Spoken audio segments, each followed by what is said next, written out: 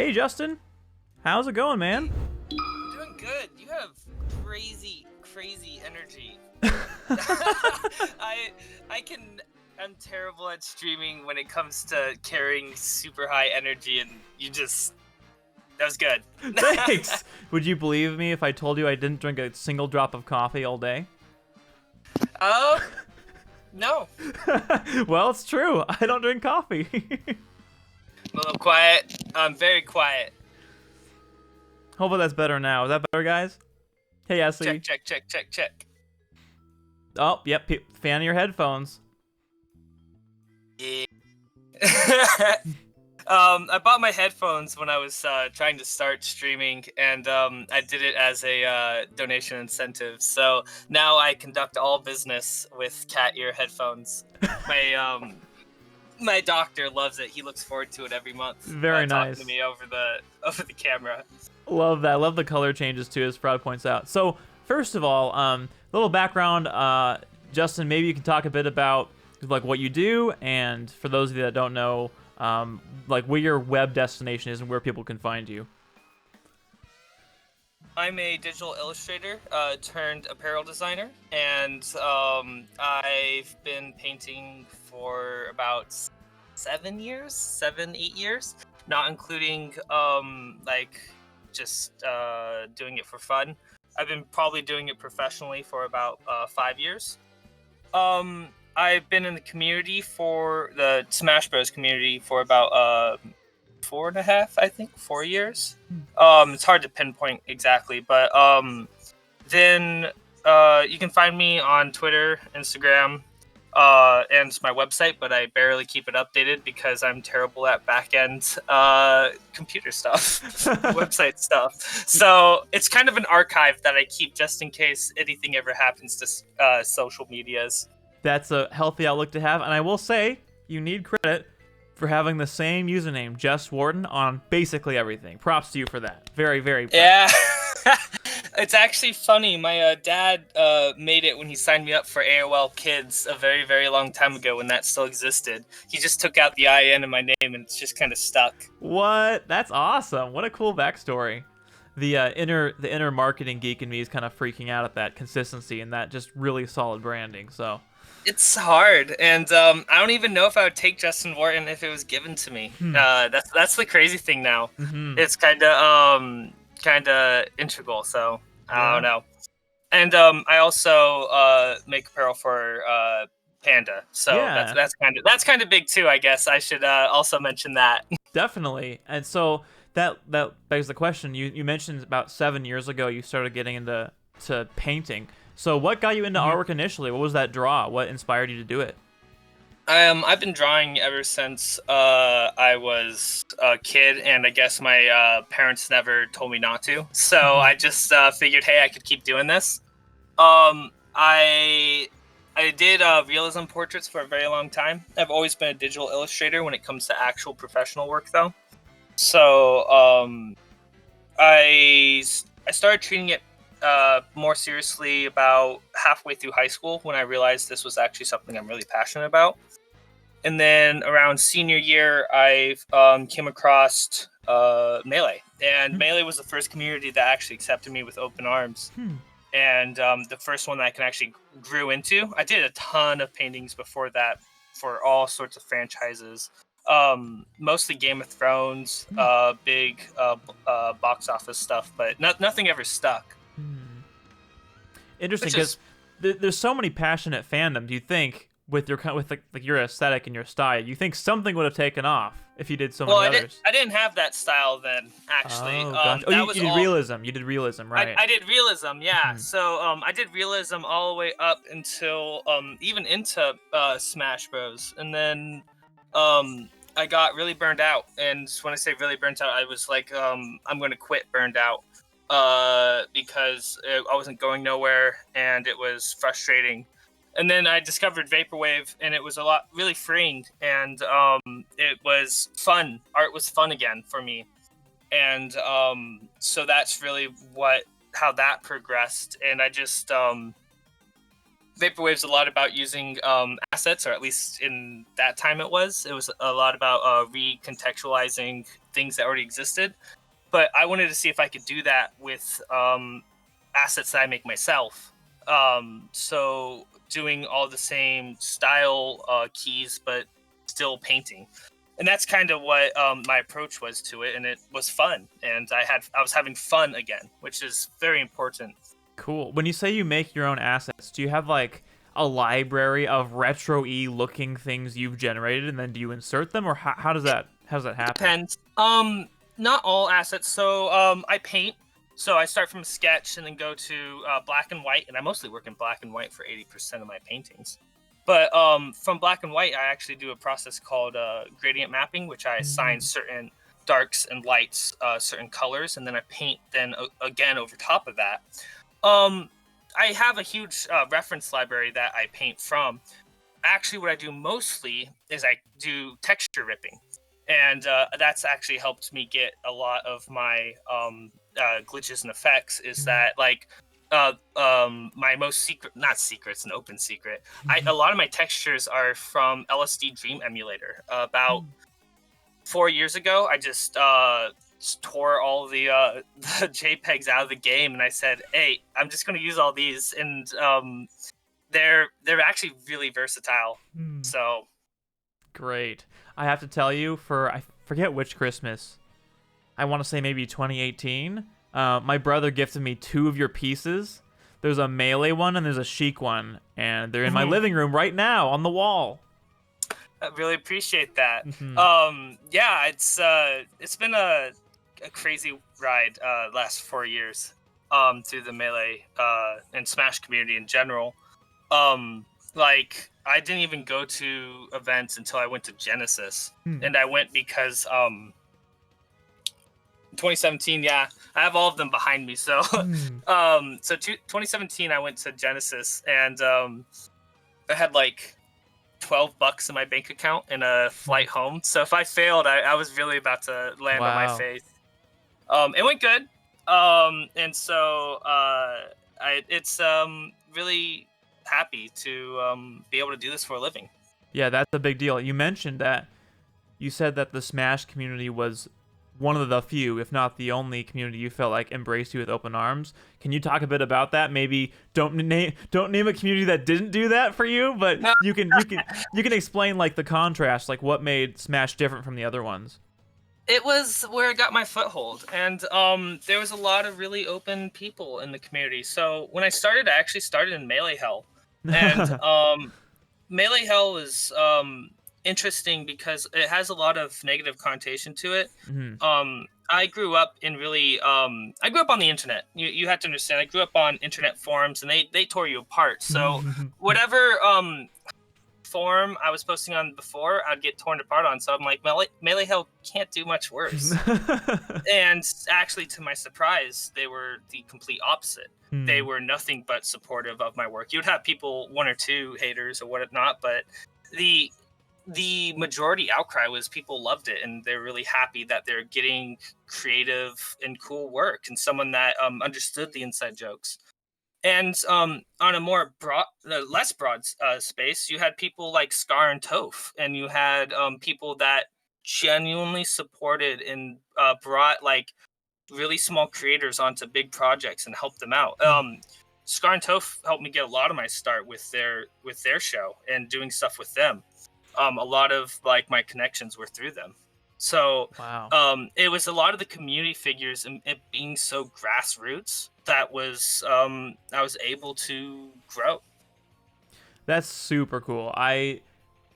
It's funny you bring up Melee Hell, because that's actually one of the places where I met a lot of community people also. I think I kind of got into competitive Smash around 2012 or so, but didn't really get fully integrated until a bit later. But I remember Melee Hell being this like Wild West bizarre phenomenon where people just like, you basically get to the point where these people just really love Melee, and they're just being bizarre about it, and they're being strange and loud and outrageous, and you're right, it does have some negative connotations, but full of degenerates. Yeah, but exactly. At the end of the day, there was a lot of people talking about what they loved, and nowadays there's a lot more control about what you say and do, and it's good. Yeah. That it really was a wild west in 2012. You're Yeah. absolutely correct. Yeah. Yeah, and that was, I think it's really funny you bring that up, because I completely understand what you're saying from that perspective. And so that's really awesome. So you went to Genesis in 2017, you kind of rolled the dice, and it ended up being a success. Absolutely. I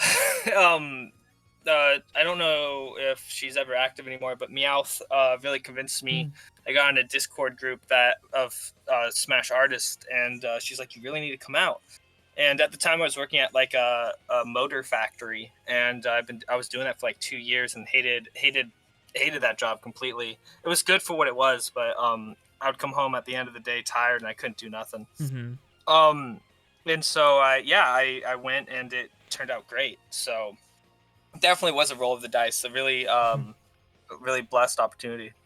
So okay, then I want to go back to what you're saying a little bit about Vaporwave and how you said it was freeing and stuff.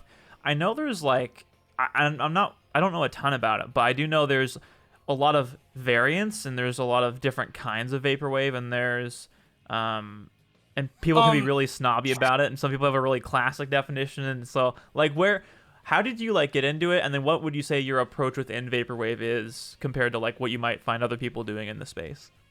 Vaporwave is very, very interesting, and at this point it's more of a blanket kind of term. It's more like saying avant-garde these days, because it has so many different approaches, and it's to the point where it's so diversified that I don't even know if I can give you a TED talk right now about Vaporwave. Plunderphonics, if we want to get into it, is the thought process of making music with repurposing things that already exist. So a classic example is Echo Jams. And Echo Jams basically took music that existed and transformed it into different music, only using digital assets that tore, ripped, sped up, rewound, and just really made something new out of something that already existed, to the point where it wasn't even recognizable for the most part. And that was really the start. You can go back a really far way with something called the disintegration tapes, but that's like it's basically someone who recorded over something over and over again. It's experimental in its most true form, and Vaporwave has grown so much more than that. You have Outrun, which is heavy synth, heavy bass. I guess not so much bass, but it's more of a 80s Outrun feel. Then you have classic Vaporwave, which is again the Plunderphonics and resampling 80s elevator music, finding like you found something lost. You have Mallsoft, which is kind of closer to Vaporwave, in the true sense that it's a lot more atmospheric. Like one of my favorite ones is Mallcorp. It simulates walking through a empty mall. And then you get like really, really crazy with C-Punk, and what I'm trying to say is it can go on forever. And in experimental conceptual albums, and it can get really wild what is underneath Vaporwave. So you kind of find your niches that you want to be within it. As for the visual style, each one has a very distinct visual style. That's not even getting into like meme wave or retro wave or synthwave. All these Isn't synthwave like a derivative too? Yeah. It is. It's probably I would more call it a cousin. It's Vaporwave adjacent. A lot of my paintings I call Vaporwave, but they're really Outrun or Synthrun, or whatever you want to call it. Right. They're just retro. They're fun. They're bright. They burn your eyes. That's how I like it. Cool. Yeah, and I've definitely noticed that the Vaporwave's kind of become a blanket term, but hey, it's marketable, and you do a good job owning that. You know. And, the cool thing about Vaporwave is it is experimental. It's fun, and it's cool because you can find really neat artists that aren't big, and you can find really cool choices and visions. It has gone hard because of copyright stuff has gotten stricter. And it is harder to define what can be used as a sample and what's new. Yeah. And it's really been tightening down. But on the reverse hand, a lot of them are getting into things that don't fall under the internet, and they're making vinyls, and they're making cassettes. I've bought like 5 or 10 cassettes where I don't even know what's on the cassette off of a Facebook group, and so sometimes you get like slowed down Beyonce and cut and chopped, and you would never be able to buy that online. Wow. Ever. That is creating this new black market of like modified content. That's really cool. It's fun. At the end of the day, Vaporwave is supposed to be fun. You're not supposed to be a jerk. If someone likes some part of it, that's how it is. There's a huge argument about sampling in the past, and is Vaporwave true Vaporwave if you're not sampling? And I just think it's silly, trying to cut and draw lines of what's what. In every fandom, there are people that feel like they need to gatekeep, and there are people that are annoyed at the gatekeepers. That's kind of how it is. Yeah, and I guess I'm the person that's annoyed because Vaporwave should always be fun. It should be interesting, and it should be accessible to no matter who you are. That is some good background, and how you've merged Smash. I'm not just Smash. I mean, you don't just do Smash Vaporwave artwork. You do a bunch of different kinds. What is there a certain kind of, I don't know what to call it, media or like phenomenon that's more easily merged with Vaporwave, or can you turn anything into it? I'm sure you can turn anything into Vaporwave. I focus on video games. At the end of the day, most of the stuff I do is video games. Even stuff that's not Vaporwave that I paint, I do like a Renaissance and a contemporary kind of line. Yeah. It is still video game adjacent. It revolves around the nostalgia of video games and of the experience of playing games.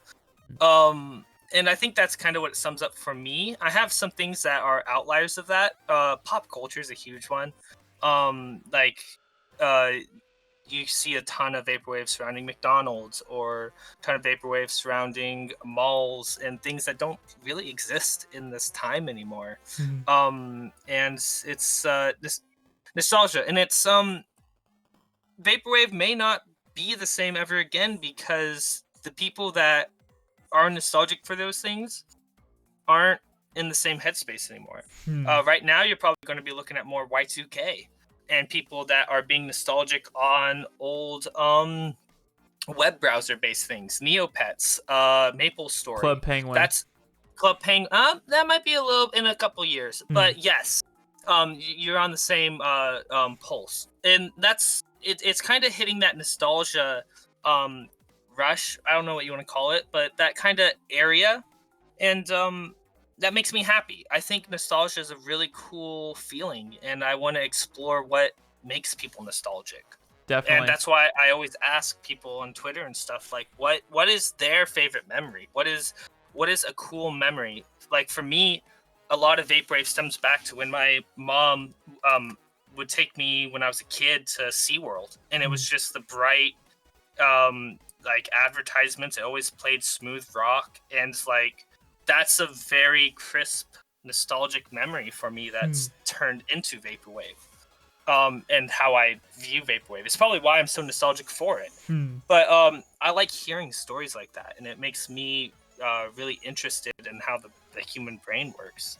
Something that was really fun for me is one time you tweeted out this piece of Tahu, the toe of fire from Bionicle universe in Vaporwave, and I was like, my boy hit my nostalgia chords just right. And that's what I want to do. I want to make people think of things they haven't thought about since they were like 8. That's that if I'm doing that, that makes me within Vaporwave and stuff, that makes me happy. That means I've achieved what I was trying to do, and that does make me happy. Yeah, dude, that was so cool. And so here's on that topic about going online. I'm gonna put you on blast here. You don't have to respond to this, But I don't know if you're aware, Facebook pages have a page transparency feature that shows every time you've ever changed the name of the page. So voice studios, we can talk about that. cool. Voice illustration. So Yeah. that was before I really established myself as just Wharton. Yeah. Voice, if you don't know this, I always sign my paintings with a kanji, and that kanji is voice. So Okay. it was before all this, my gaming tag was my inside voice. Because it was just use your inside voice, just a little inside joke. So that's what I tried to market myself as. It never stuck. So when I signed up for Facebook a long time ago, that's what they did. They won't let me change to just Wharton. It has to be a studio because Facebook, and I don't want to deal with it. So it's just Wharton Studio now. There's a way around. Talk to me afterwards. I might have a solution for you. Oh, don't worry. I'm not too interested in reviving my Facebook. Okay. I just want to give you a hard time. It can stay that way. Yeah. It's fine. It's funny. I just wanted to tease you because one thing I've loved doing is because of that feature, I go on like certain pages and I see the name history and it's all tracked. And one thing, because the reason they have that, by the way, is what people would do is they would make pages like back when it was become a fan, not like it was become a fan of whatever. They'd have some page like become a fan of that feeling when you step on a crunchy leaf or something like that. And they get like, next thing you know, it's Lego. Yeah, they just change it, yeah. Which I think is a hilarious concept from a marketing perspective. You get everybody super in on, oh yeah, crunching leaves, and then you just like put a brand on it and try to sell merchandise, like fall merchandise. Like that's actually a really brilliant marketing move, even though it does it too. Yeah, it's been around for a while. Yeah, definitely. And then people, they kind of don't know why it's in their feed and they don't remember liking the page, but they're not gonna. They never unlike because at some point, you liked it for a reason. Yeah, exactly. And they're like, well, this is kind of cool, I guess. And I just think that, and then of course they actually addressed it. So now on that platform, when you change the name, it alerts everybody that likes it and says, hey, the name of this page is changing. And I just, for some reason, that really cracks me up. So I wanted to give you a hard time about that because I saw that on your page too. So it's also fun to hear about your rebrand too, though, over the years. It's that's what I tried to start as, but it never stuck. So I just kind of. And the funny thing is, the only thing that's branded that is my Redbubble, which is about to no longer exist for a lot of multiple reasons, and Facebook. And I recently did Facebook, and I'm just gonna be taking down Redbubble here soon. Really? Can you go into why that is? And Redbubble's a website with merchandise stuff, right? Yes, Redbubble is a direct person to. So basically, it's print on demand, and it removes the hassle for the artist, and that's good when it comes to certain things. It doesn't offer enough protection for me anymore. In the past, they would protect my work if I had a painting on Redbubble and another person tried to post it, they would have some measures in place. It's not that way really anymore. And two, I'm now partnered with muffinbros.com, which are buddies of mine now in Texas that handle all my stuff for me. And Teespring is a great viable thing for t-shirts. And now it just kind of made Redbubble obsolete for me personally. Gotcha. And the cuts are not the best if you're an artist that's looking for something to host your website on. I definitely recommend either doing it yourself. There's a lot of good sources that teach you how to run a website, and to use different like Teespring or there's a couple other ones. Good to know. I think a lot of any artist that has anything on Redbubble, I think would benefit to know that information around the protection piece, because that's got to happen so often where people just re-upload your work or whatever and try to sell it and stuff. It used to happen a lot more. It was kind of my point of knowing when I've made it. It got to the point like 2 years ago when I would spend 3 hours a day doing takedowns, and that was for about 6 months. Because filing everything, I still have not gotten to some people on Alibaba. Because you have to send in your social security card and your birth certificate to set up accounts in China. And I didn't want to do that. So there's like people just making my shirts over in China, and I just really can't do anything about it. So wow, that is rough. That's how it is. That's how it is. I wanted to draw some attention to the chat. Porky Draws, by the way, thank you for the follow, and Please Exhale, thank you also for the follow. Scott Pete, yep. Yes, Jana. Yeah, Nice. Porky's saying, just realized we're about to hit the year anniversary of Melee Wave collab in a week or two. Cool. Yeah, we are, and if my brain isn't going to explode from all the crazy things I'm juggling with work, I would like to revisit that and do all 80 characters and do a big community event again. But it's reliant on one, me getting good at Discord again, and two, me finding time in the day to do those kind of projects. I have a lot more project management skills now, so I think I could definitely handle the project better than I did last time. Good man. You need good project management skills. Everyone can benefit from it. We also have Majora XRD saying, "Let's go, Justin Kirby." Absolutely. I have Majora's art on my wall. I'm not going to move my camera because you guys don't need to see my room. But on my right hand, I literally have about it's a good like 5 feet all around of his art. So yeah. Fantastic. I'm sure Majora appreciates it. I hope Majora makes a book at some point because I would really enjoy picking that up. Kirby says the 13th anniversary of Super Smash Bros. Brawl is today. Fun fact. Yes, it is. And I was going to do something to celebrate it, but right now I'm working on a PlayStation painting for PlayStation. Not for PlayStation, but of PlayStation.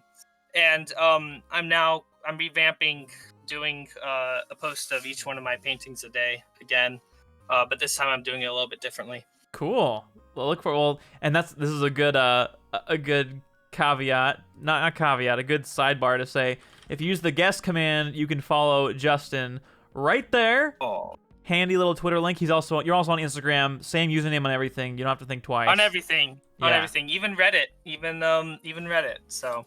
Very nice. So if you feel like you missed the hype and you're not aware of his work, you can revisit all of it because he's going through all of it. And I am going through all of it for the next 80 plus days. And actually, by the end of those days, there'll probably be a new character to paint. Yeah, I was wondering, was that today or yesterday? You said you posted your very first pieces, right?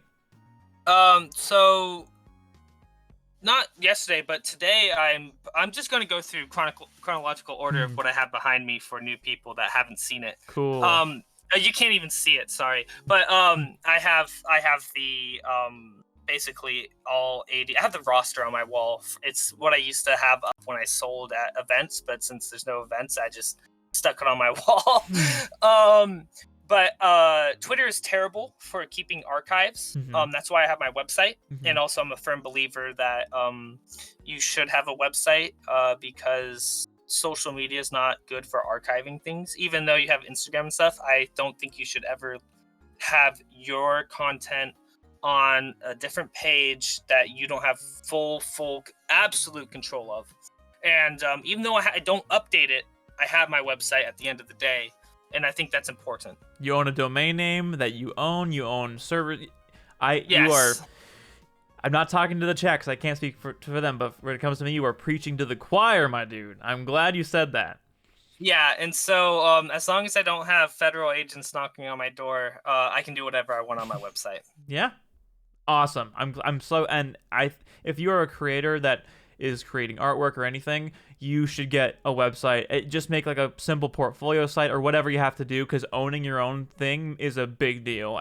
And social sites can change. They can get bought up by other companies. They can get nuked. You can be banned for whatever terms of service you didn't realize you were breaking. So just be careful. And it is absolutely. And we talked a little bit about copyright earlier about Vaporwave and stuff. And I think that kind of ties into everything as well. So I think it is important. I want to answer Porky's Draw's question about how good my first event went. My first event went well enough that I was able to quit my job. So I'm not going to give exact numbers, but I was able to quit my job and do this go to event as my job. So it went very good. I'm not going to give you this gold rush story. I don't know if my situation is the same for everyone else. I know some artists that the story is definitely not the same. So it could be that I was in the right zeitgeist of time, that people are into Vaporwave and people are into Melee and wanting both of them together. Because I've had to adapt over the years and adjust what I do. So I have no idea if the story will be the same for everyone who just wants to buy a ticket to the next major that happens and tries to get a booth. I have no idea. Yeah, and I can help. I can give resources, but at the end of the day, I don't have control. Yeah, I want to ask too, because of the pandemic, obviously we haven't been having events. So, have you been able to find other avenues? Has it been tough for you, or? Panda Global has definitely helped me through a lot of it. If it wasn't for Panda, I would have probably be working a 9 to 5 right now in something that is not art. That is how reliant my income was to events and going and selling at artist alleys. I can't thank Panda enough for and there's been a lot of learning on my part too. But Panda has definitely helped me, and I'm very grateful that they have. What is designing for apparel like, and how is it different than the art you were doing before? So my paintings, my process, I can get a painting done in about 4 to 8 hours. If it's a smash direct, I can get it done even faster. That's a good motivator, isn't it?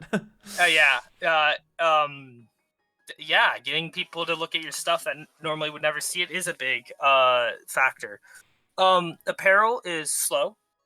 Not in a bad way. Apparel is slow, monotonous, and a long-term project. And I think doing the Melee Wave Reimagined really helped me get into that mindset of I'm working on stuff that you won't even see for 6 months. And I'm going back and forth with samples. Sometimes samples take 4 weeks. So I design something, hand it off, and I won't even see that physical product until like 3 months. And then if it's not up to par, then the process starts over again. And so that's it's a different mindset. And also I'm not designing per se for myself anymore. Because where in the past, like I did the Panda Global Geico jersey where they pretty much gave me complete control. Now that is more me reaching out to other artists' job. Now I let other people have that creative control, like with Panda Versus, which is dropping all week this week. I might as well plug it, 10 a.m. EST. Check it out. Yeah, check it out. But now I'm being more of the back end stuff, which is really motivating and really makes me happy. The stuff I make now more represents the brand. And that's really cool because Panda's a really neat brand. And I don't think I would feel that way if it was a different company, because Panda's very different from a lot of esports. Wow, that's great to know. When you say you hand off some of the creative stuff to other creators, what was that like the first time? Was it hard to have somebody be more creative and then have you do more of the management, or was it kind of a relief? What was the balance there? Absolutely not. So a lot of the people that I worked with for Versus are insanely good. And stuff that I probably it's a complete different animal, a lot of the stuff that they create.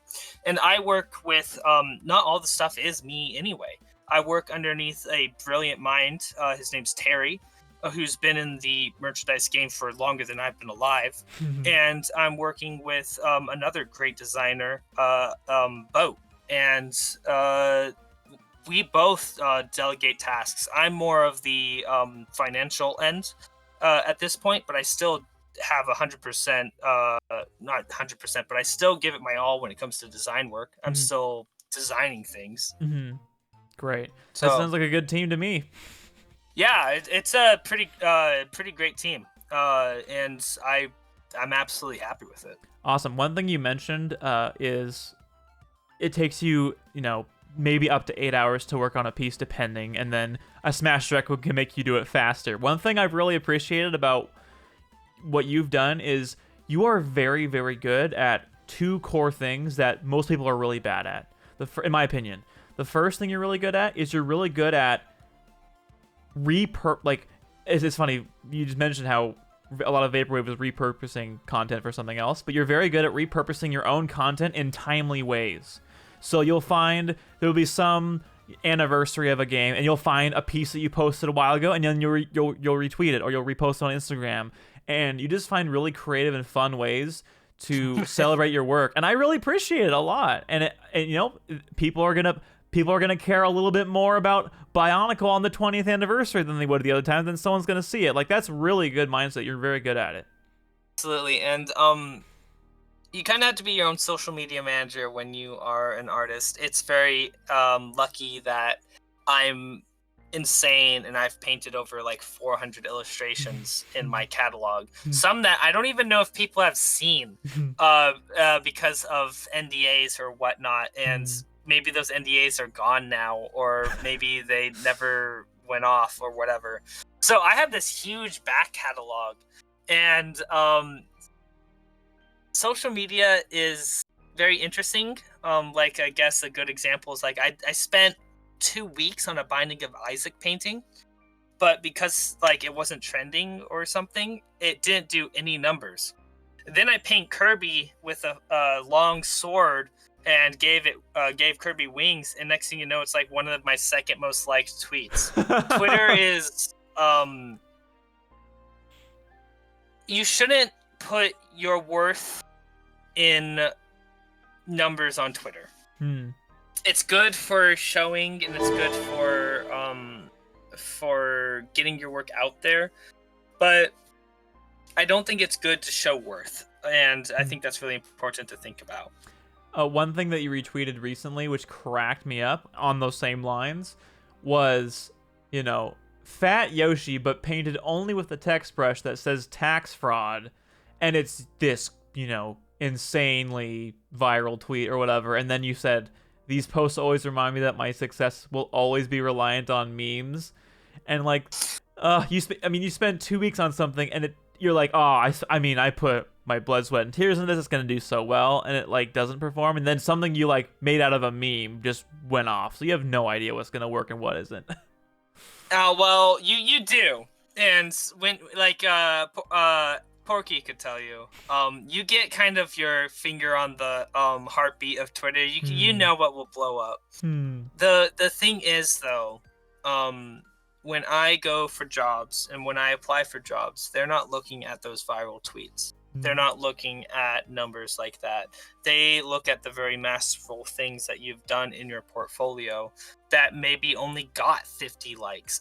One of my biggest jobs that for like the ELC for League of Legends, doing the players, they contacted me for something that I don't even think got 15 likes on Twitter.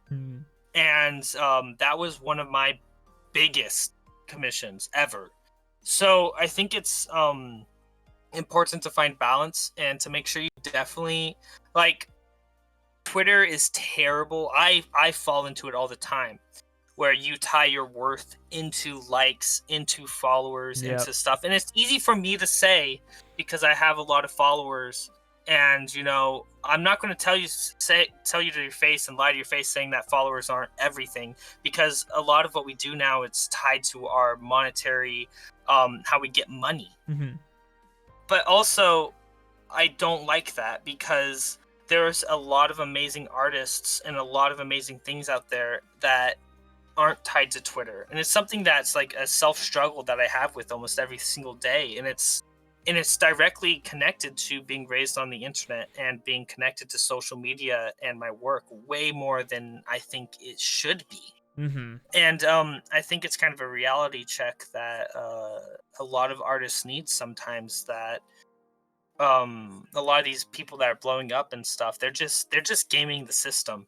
It doesn't mean that maybe they're better or worse than you. They just know how Twitter works. Yeah. They just know that, spamming a hashtag and or saying something funny, totally ridiculous, they know it blows up. Yeah. And that's how it is. So I think it's important to kind of think and know about that kind of stuff. Yeah, definitely. But I just have to say that all of one thing is what I appreciate that I think you're very good at is just, being, and like not everyone has that sixth sense like you mentioned where you can kind of get a pulse on what will resonate with a community or whatever. I think that's a skill. I don't think everybody has that, to be honest, because I think you have to be really immersed in the community and you have to really be really observant, and I don't think everyone's that observant. I don't know. I think I'm a firm believer in there's no such thing as gifted talent. I think and a lot of people argue with me at this point, and I know that people have different opinions. I can't see things in my head. I've never been good at painting. I was never naturally gifted. I've had to work blood, sweat, and tears for everything that I have, and I know a lot of other artists too. And I think it's really disingenuous to say sometimes that they're naturally gifted or stuff. I think you can learn anything, and so I think it just takes time to understand a system. You don't walk into Algebra 2 and you're like, oh yeah, I got this. I can clearly do this. But little do you know, you've never studied any time before that. It just takes time, and it will always take time. All these people that you see that are big on Twitter, that's because they were big on Instagram. And before they were big on Instagram, they were big on Tumblr. And before they were big on Tumblr, they were big on DeviantArt. Over so many years, they start understanding how these social media stuff works. It's just they learned the system. Yeah. And I don't know if not to disagree with you. I just think that that's the system, and it just takes time. Yeah. It just takes time to learn. Everything takes time to learn. Yeah, everything does take time to learn. And hey, if we disagree, I have no problem disagreeing with you, Justin. These are all good conversations. That's the first thing that you're good at. The other thing that I've seen that you're really good at, though, is I guess they're very similar in a lot of ways, but what opportunities to jump on when it comes to something new. So you're good at repurposing content, which is important in marketing, but you're also good at, I can tell you're like prioritizing what should I be keeping my eyes open for, and then what can I do in response while it's a timely event? Because everything online, everything in general in life has a very short span where it's relevant, and then it goes away and flutters away like a bird or whatever, and you're like, what can I do in this very specific time that that's truly inspired and something that I'm proud of, but also is a chance for me to reach people? And that's the tough balance, and I think you do that very, very well. Well, thank you. And like I've said, that's but Undertale. He's got a point. Porky does have a point. Yeah. There's zeitgeists definitely that happen, and I think that's a product of social media. That things like the half-life of an idea. Hell, memes used to last way longer than they do now. I think people are tired of certain memes like 30 minutes after they came out. Yeah. So it's and this ties into my thought process about certain things being unhealthy, being that it has become not an echo chamber, but more like a pressure chamber of things being pushed to a point where it's almost impractical for an artist to try to keep up with. And I'm now finding myself that I can't keep up. And that's a crazy thought process because, like I said, if something happens, I can paint it within 6 hours. If I can't keep up, I don't know what artists are going to do. Yeah. And there's a lot of really good artists that can and adapt. Don't get me wrong. But it just kind of puts into perspective of how crazy it is, may be getting. And I'm always looking at the next opportunity when it comes to a lot of stuff. Recently, there's been things that are happening within the art world that I don't particularly agree with. And it's very interesting because this is probably the first time I've ever had that in my life where I've been kind of against the grain when it comes to like NFTs. or other things like that. And I don't know what is NFT. I don't know what that is. Not to get too into it, it's basically tokenizing your artwork into a Bitcoin of sorts, where Really? like your artwork becomes a Bitcoin. The issue is that it uses a lot of energy and a lot of natural resources, and Whoa, hold a on. lot. Like that's a lot for me to wrap my mind around. You're saying you're creating artwork that's becoming currency? Sorta. So basically, what happens is the art becomes like a Bitcoin. So, like a Bitcoin is a thought process of you own a coin. It is a blockchain. Mm-hmm. So basically, there's these websites that if I upload my JPEG or my video or whatever, they become that, and they become a blockchain.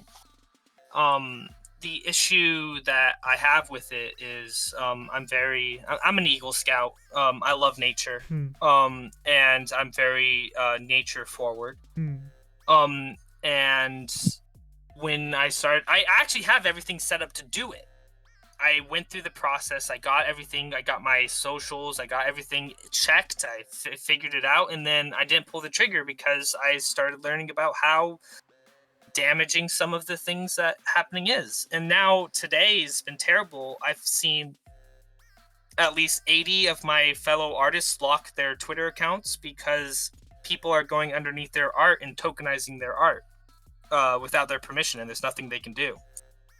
Whoa, that sounds really serious. But the thing is, it's making a lot of people that have never made good money on art a lot of money. And so it's very much of a dilemma.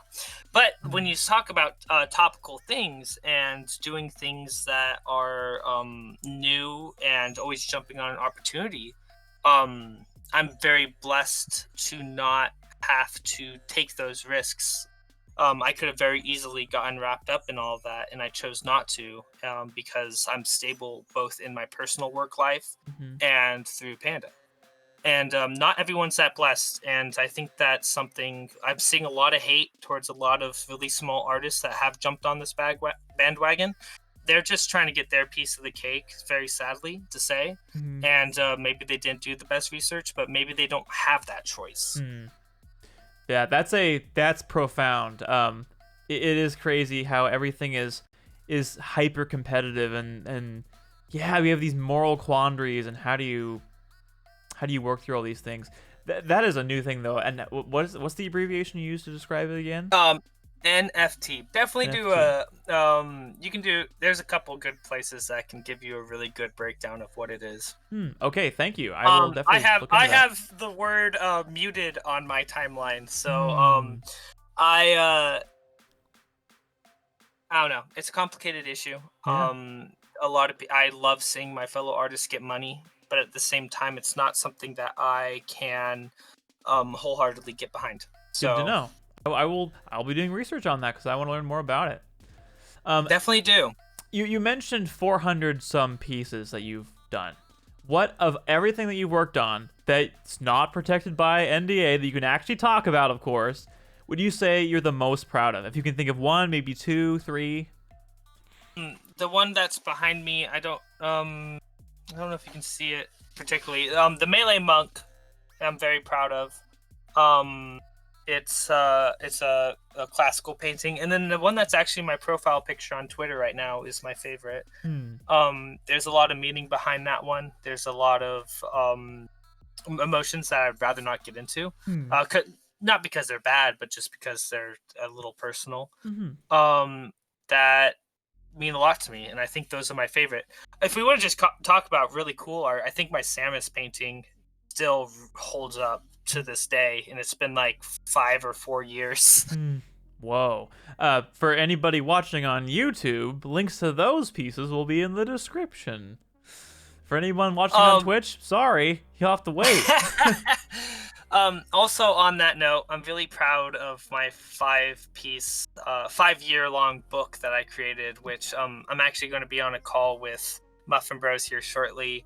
My book is very expensive at the moment because of the process of making it, but we're going to try to get it down to, and this may not work, I'm saying it now because I've yet to approach them. It's going to be bumped down to a very affordable price, and we would like to get that in the hands of a lot more people. So you're working with Muffin Bros on that? Yeah, Muffin Bros has always been my supplier when it comes to my prints and my controller things. They were recently hit really bad by the Texas storms, so they're just getting back on their feet, and this is kind of something that I would like to do to be able to get some more revenue their way. Awesome. Shout out to Muffin Bros. Absolutely, shout out to Muffin Bros. Cool. Well, that's good to know. It's fun to hear what the artist's favorite works are and why, and usually it's some kind of deep personal connection. So it's fun to hear about that. Speaking of creators, though, I know there's other artists in chat. I know there are creators out there that you said, hey, it's great when they make money. How does that happen? What advice do you have for creators and artists that want to make a living doing this stuff and want to get, maybe not even that, but just get more into doing what they love?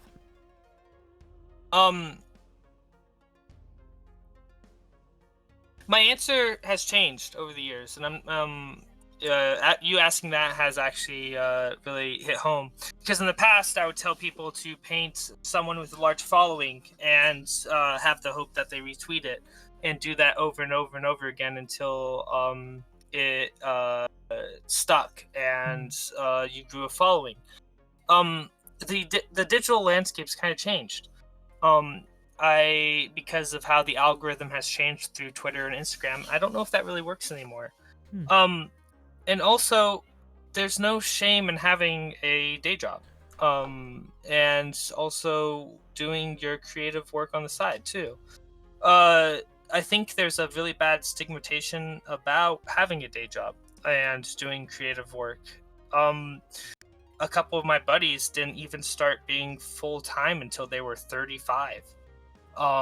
In doing personal art and work and being able to do that. Basically what I would like to say when it comes to doing things and trying to move forward, I would say yes. Find a community. Communities always help. And find a close, tight-knit community too. On top of that, painting people that you may know that will retweet it is always helpful. Asking favors sometimes is good too. On the side of that, consistency. There's always been one thing with my work that has been important ever since I moved. I would post a painting every other day, and that was with school and college and work. At the same time, I was kind of miserable. So I don't know if it's advice that I want to give, but being consistent when it comes to social media is very important. And that is one of the keys to growing at this moment of March 9th, 2021. The information I am giving could be useless in 3 months. Fundamentals. Study your fundamentals. And when you think you've studied your fundamentals to the point where you have it down, study them more. So that's a good one too. If you put in the hard work and you make the right connections and you shake the right hands, and caveat, if you put yourself out there, you will meet the people to shake the right hands and make those right connections. A lot of it's putting yourself out there. Fantastic. That is great advice.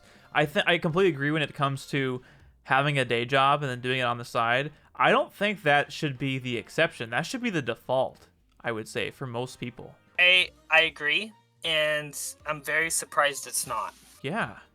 Is it really not?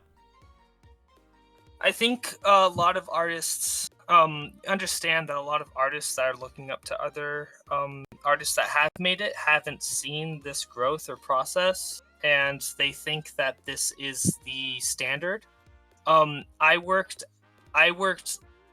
really hard labor for 2.5 years, and I worked at a auto factory, and that I don't want to call it due diligence or due time or whatever you want to call it. That's because I had to, and that's just the situation it is. And there's people that aren't in the same situation. I'm living at home. Let's just say I'm living at home, and I pay rent, but also it's less rent than I would be paying anywhere else. Mm-hmm. There shouldn't be a stigmatization about all of this, Mm-hmm. just because of that's how the financial situation is. I'm planning on moving out within the year, but also my situation is so much different from someone who was forced to move out of their home when they turned 18 or whatever, and have to keep a day job Mm-hmm. before they can do something creative. And not everyone's blessed and has the same situation as me. Right. So I absolutely agree with you right now that that should be the default that you have a 9 to 5 plus your creative side. Yeah. And I mean, you can't assume you blow up. Like there's so much competition, there's so much stuff. What you should do is assume you're saving money, and if you really want to go full time, in marketing there's a term A/B testing. Do constant testing. Put yourself out there, like what you said. Put yourself out there. That's a really important thing. Do that while you're at your main job, and know you can't have the same output, and know you can't have the same time dedicated to doing what you really love. That's just gonna have to be something you work through. But hopefully you're saving up money, and then maybe the time where you pull the trigger, you'll have money saved up, and you can actually finance what you really love to do at that point. It might be, like you said, 35 or later in your life. And like I said earlier, I almost had to go back to a 9 to 5. That's how things are sometimes, and it's very social media. And when people talk about their experiences, they always put rose-colored glasses on. And I guess what I've always, and there's some people in this chat that when I used to stream, would be part of these rants and whatnot when I would talk about this kind of stuff. But I think it's very unhealthy. And if there's one thing I would like to do on the internet, is I would like to kind of break that connotation that you have to live life a certain way to be successful. That's good advice.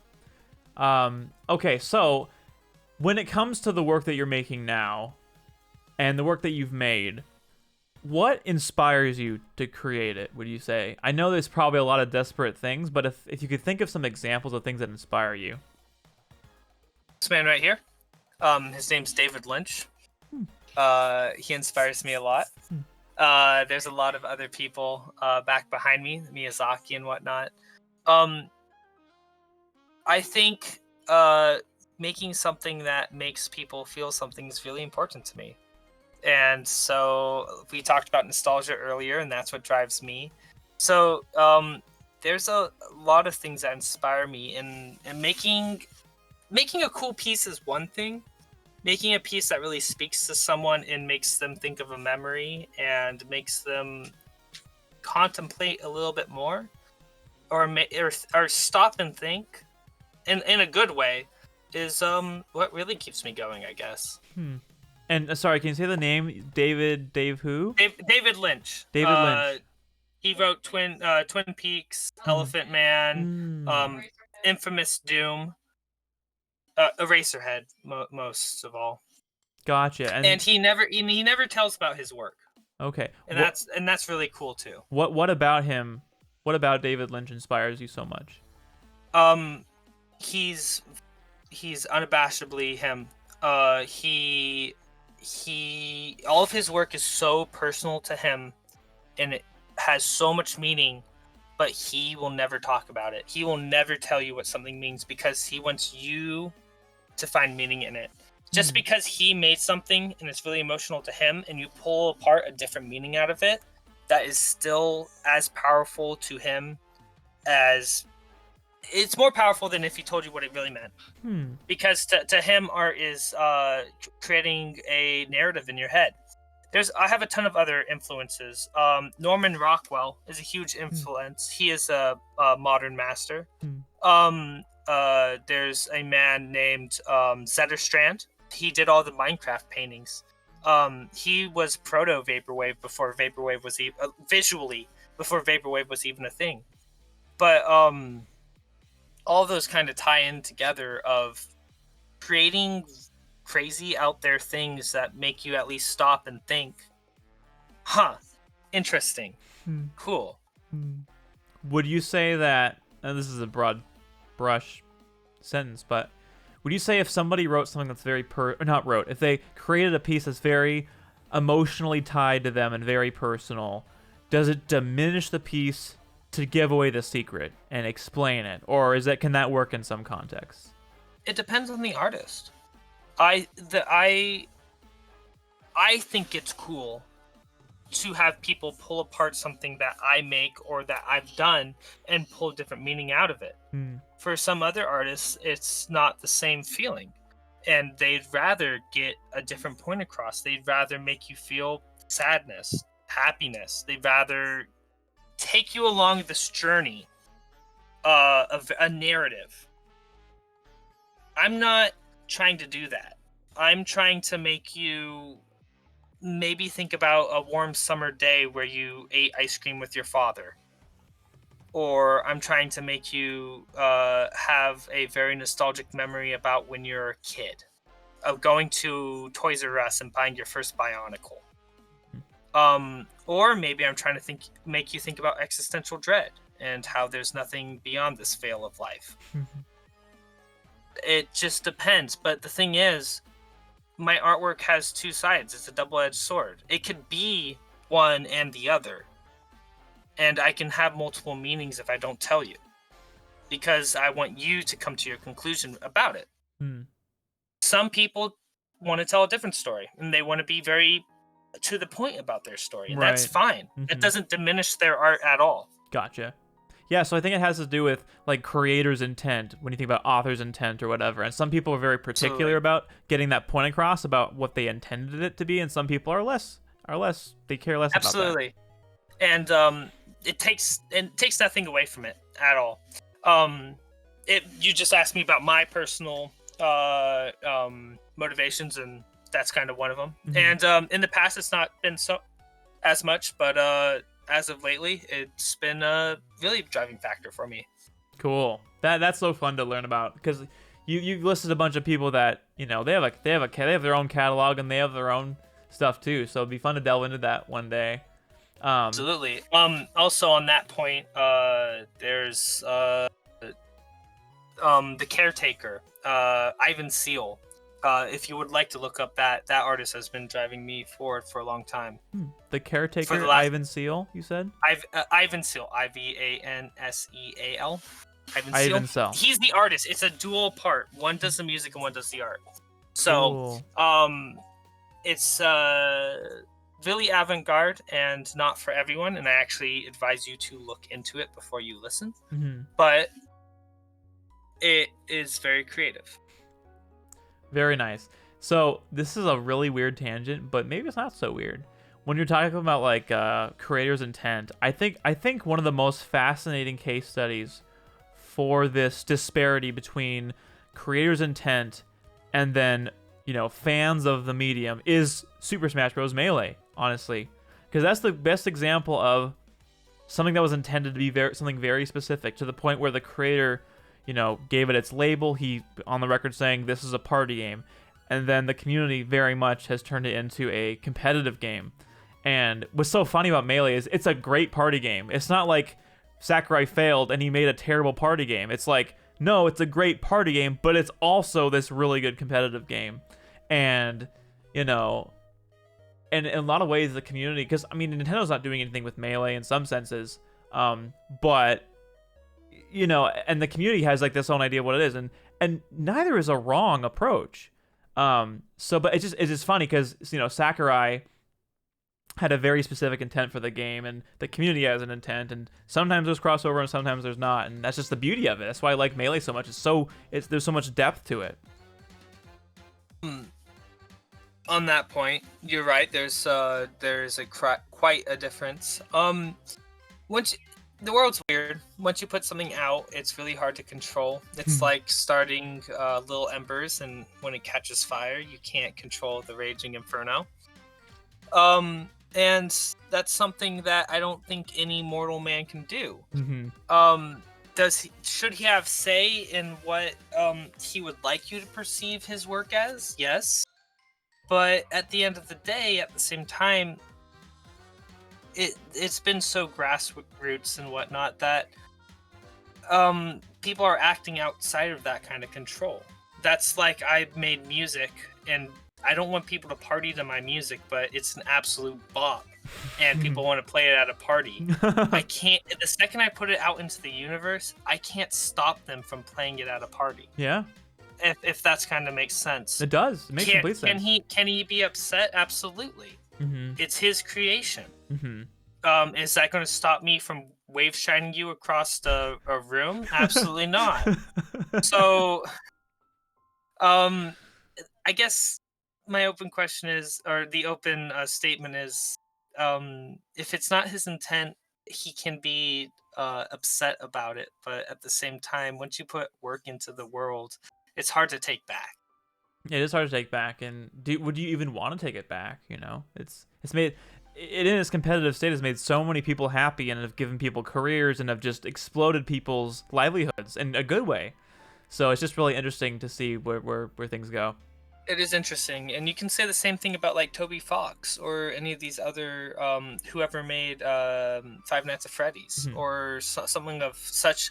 I am not in the state, maybe ever in my life, to have to think about that thought process. In the past, I used to think, well, I used to piece together work. So what if someone took all my paintings, cropped them up, cut them up, skewed them, and then made something new out of them? Do I have a right to be angry? Because technically, they just made a collage of what I've made, and they basically vaporized it. It's a thought experiment that I don't know if I have an answer to, and I don't know how I would feel. And that's something to think about. And I will really strongly say I don't know if I could ever put myself in Sakurai's or Toby Fox's shoes when it comes to that kind of stuff. Yeah. Because I haven't experienced it. I won't know till I get there. Yeah. Yeah. Fair. Also, I don't make music. I used to think that I was tone deaf. So to answer your question in chat, I don't make music. So only visual. So Kirbyst is first off shouting out all the stuff that you're into, including Caretaker. And he's wondering about what your thoughts are on liminal spaces. Yeah, liminal spaces. Liminal spaces are rad. I follow a lot of liminal space spots or channels or whatnot. Liminal spaces are really cool and really neat to explore creatively. So I think they're really neat. Well, I keep bringing this freaking conversation back to Bionicle for some reason, but I'm going to do it again. Something that I've been doing lately is, I don't know how recently, but at some point, artwork CDs, like ISOs, of really early Bionicle artwork have been leaked. Seen those, and I've seen you do them, and I've always been meaning to ask you, how are you tearing those apart? Is that all on the ISO? So good question. So there were a ton of project files for all the artwork for the games, and they were all PSDs. They were all ancient, like, probably CS2, Photoshop, or whatever, PSDs with layers. So what I would do is I would find them, and then the layers would be labeled, whatever, and it was fun to dissect them, and you could erase the figures and basically create liminal spaces in a Bionicle setting where, you're featuring a Toa character fighter, but then you can strip away the fighter and the dust and all the accentuating features like the light and everything, and you get this like really cool cave or like this really like this beautiful jungle that they rendered just for this scene. And that has been so fun to play around with in post because it makes you feel, because you recognize it, it's that tie to nostalgia, but the main character is missing, and you're just focusing on this beautiful background, and it has been so fun. There's a really cool artist, I think it's Solar Sands, who discussed liminal spaces, and especially within Lego art. But he didn't have access to those ISO files. He had access to the Harry Potter ones, I believe. Also, by the way, I'd love to get my hands on those, either through you or through someone else. They're on the Biomedia project. They're on that website. Yeah. Okay, well then I'll check those out because as I've already said, I use a lot of texture ripping, so I love any assets I can get my hands on. I actually have some for Melee too, so Cool. Yeah, no, definitely check that out. And I think I've queued up like, I don't know, 40 tweets, just because I want to just post them and share them. And I used to post them out on my timeline, but I've decided that not a lot of people are into Bionicle, liminal spaces. So I've actually changed it to be a direct tweet at somebody, so that if you want to follow it, you have to follow the Quest for Matanui Twitter, and then also mine if you want that. But I think you should just open up a new Twitter account for it.